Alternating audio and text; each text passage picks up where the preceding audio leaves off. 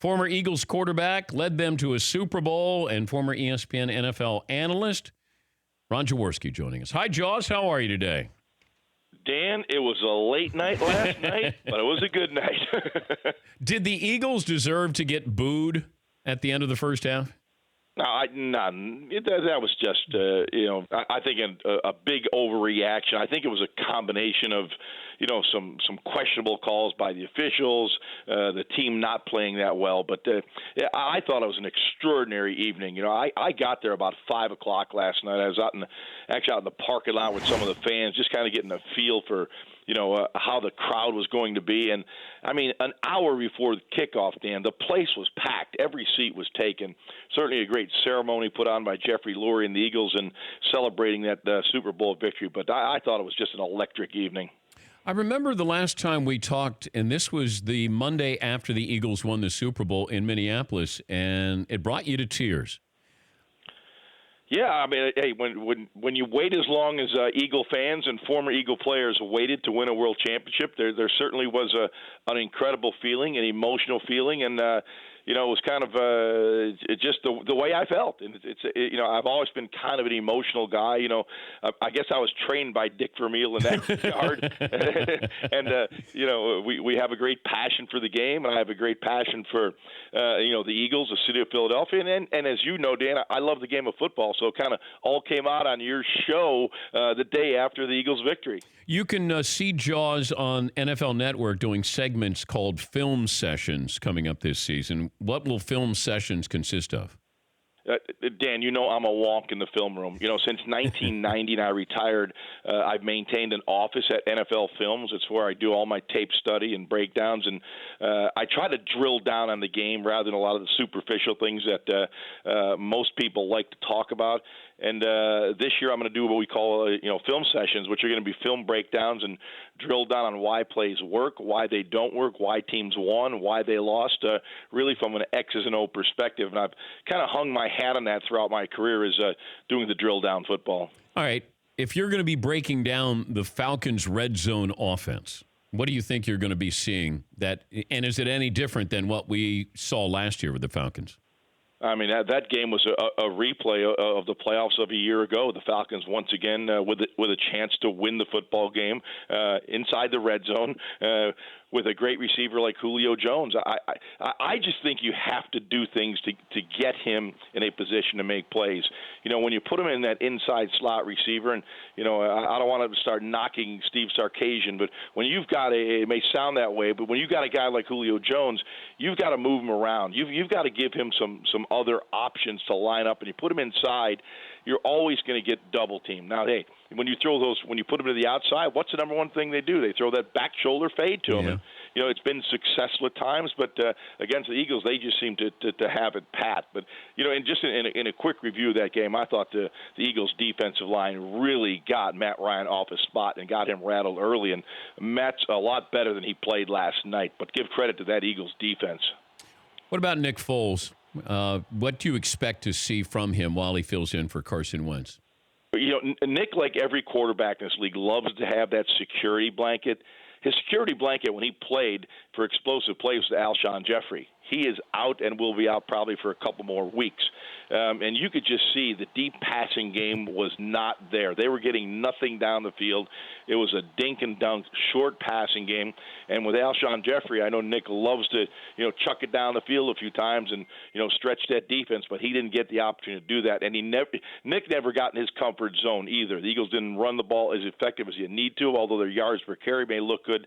I don't think it was the kind of running game with that offensive line that they're going to be real happy about. But I don't worry about Nick. I really don't. I think he's a terrific player. The guy that bothered me yesterday was Zach Ertz. It was one of the clunkers that he normally does not put up.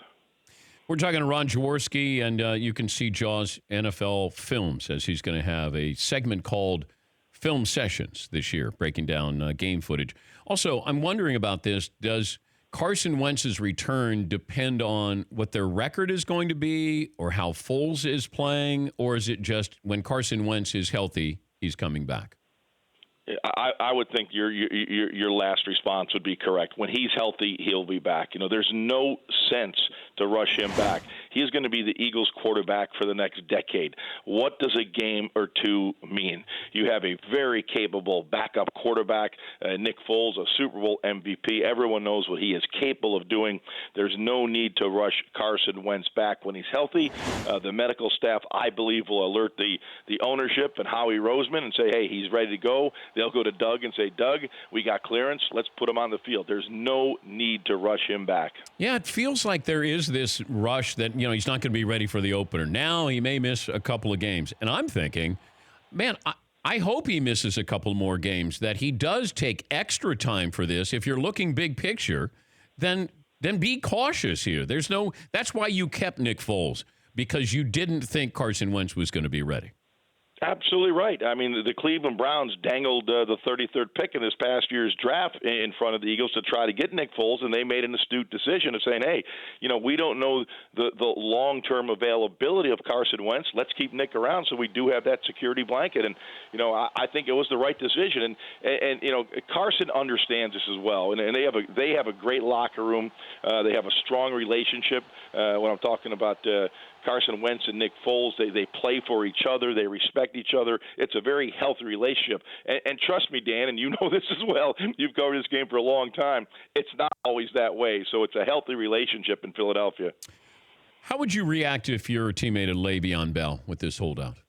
I would be upset. And quite honestly, I don't want to hear from his agent and his attorney. And I've been around this league since 1973, and yeah, we all know it's a business. But I've always felt that the honor is to play with my teammates, and it's not like he's getting chump change. He's making a good living. I think you need to be there with your players, for your players. Football is the consummate team game. When you start putting the individual accolades and salaries in front of the team game, it's hard to be successful. And Le'Veon Bell is putting his Pittsburgh Steelers in a box right now. They're going to have to make some hard decisions, and they got to make decisions about the team. And as we hear from a lot of coaches, there is no I in team, and this is going to rock the Steelers a little bit, I believe. Give me a team that you're nervous about this year. Hey, how about this one? You want a shocker? The Cleveland Browns. hey. Okay. The Cleveland Browns what? I think they're going to win 8 games this year. Whoa! Hey, Dan, call me crazy. In 4 months, bring me back. You could either pat me on the back or shred me. But I actually like what I'm seeing in Cleveland. I can't wait to see some regular season tape and break them down. But, boy, Myles Garrett, he had a tremendous preseason. This guy, he's going to be special. And Tyrod Taylor is a very steady quarterback. They won't lose games with Tyrod Taylor because of the quarterback position. And obviously down the road, you got a good young quarterback in Baker Mayfield. Look out for the Brownies. What team do you see on the downslide, heading down the escalator? The one team that concerns me a little bit is the Baltimore Ravens. And there's been an incredible turnover, but they still have Joe Flacco. I think we're going to find out a lot about the Baltimore Ravens early because they play the Cleveland Browns and they play the Cincinnati Bengals. So I think we found out there's a team that I haven't bought into, and I'm a big Flacco guy, but he's been banged up the last couple of years. I'm a big Harbaugh guy, but they just haven't performed well the last couple of years. So usually when a teams start descending, they go down for 3 or 4 years. So it'll be interesting to see if the Ravens can pick it up. As a former quarterback, and you played at a high level, you led the Eagles to the Super Bowl. When you see Aaron Rodgers, what is it about, and other quarterbacks talk about this as well when they look at Rodgers, there's just something different about him that we've never seen before. Do you look at Aaron Rodgers, when you break down his tape, are you seeing something that nobody else is capable of doing? Dan, I think there's something in the water in Green Bay. I really do. Now, that's an in-depth breakdown, isn't it? But two guys that have absolutely drove me crazy throughout my analyst career, which goes back to 1990, after playing for 17 years, is when I used to watch Brett Favre, I would scratch my head. How does he get that ball out? How does he complete it? His footwork is bad. His arm angle's bad. He's not everything was wrong, yet he'd be throwing lasers to Sterling Sharp, Now the same thing with Aaron Rodgers. You watch Aaron, he's got 2 feet up in the air. At times his arm angle, he's not over the top. He's throwing it sidearm. He'll throw it behind his back. He'll do anything to get a completion. So when I think of those two guys, they are the aberration to me to how you should play the quarterback position mechanically. But they are both so gifted, Brett Favre and Aaron Rodgers, from an arm talent perspective. You got to love them. And, hey, the Packers are a contender just because of Aaron Rodgers. Would you rather have Brady's career or Aaron Rodgers? Brady. Would you rather have Favre's career or Aaron Rodgers? Oh, that's a tough one. My knee-jerk would be Brett Favre. I just love maybe because of the charisma that he played with. Yeah, I'm wondering, because Rodgers has won Super Bowl. When it's all said and done, and when we have a bottom line sports society, it's how many championships. Can Aaron Rodgers be thought of as one of the top 3 to 5 greatest quarterbacks of all time with 1 Super Bowl? I think there's absolutely that chance. I mean, his numbers are absolutely phenomenal. And we got to remember, he sat behind Brett Favre, so he lost a couple years early in his career where he could have put up numbers. But quite honestly, Dan, when I evaluate quarterbacks, I served on this committee to select the top 100 players. Roger Goodell appointed me this committee, which will be announced next year, the top 100 players in the history of the NFL through the first 100 years. This was really tough.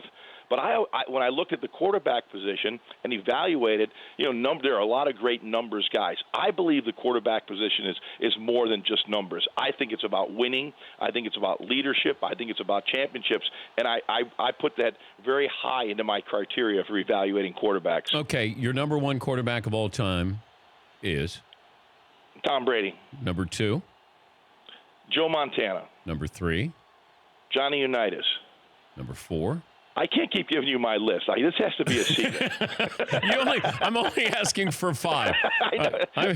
You're picking my brain too early, Dan. So Johnny Unitas, and then? I'm not going any further than that. I don't want to get a call from the commissioner's office. Do not disclose. So you're going to have John Elway as next.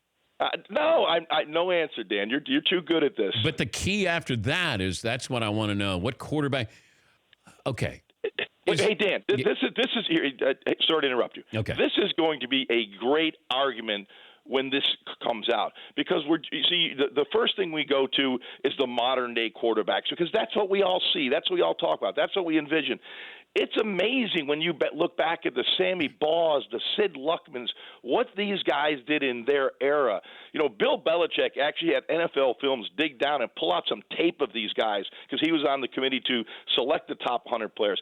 Everyone took this very serious. And our prism right now are the present day guys.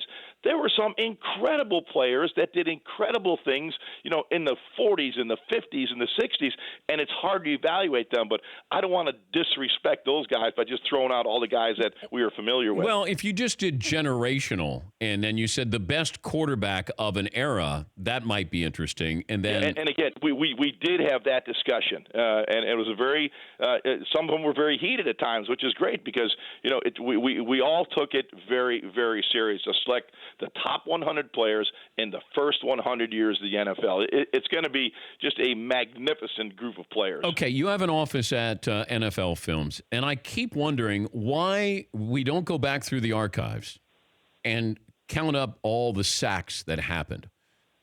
Didn't we start keeping sack totals in 1982?